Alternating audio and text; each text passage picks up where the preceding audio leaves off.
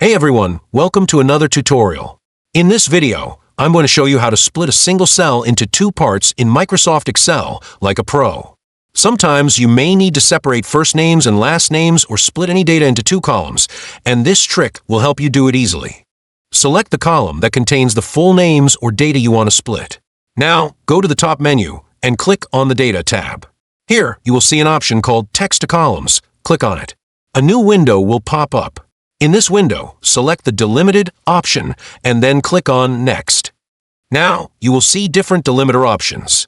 Check the box for space if your data is separated by spaces. You will notice a preview showing how the data is splitting. Click on Next again. In the next step, keep the format as General and click on Finish. Just like that, your data has been split into two columns. Now, the first names will be in one column and the last names will be in another. This is one of the easiest and most efficient ways to split a cell into two parts in Excel. I hope this tutorial was helpful. If you found this trick useful, make sure to like, subscribe, and stay tuned for more amazing Excel tips. Thank you for watching.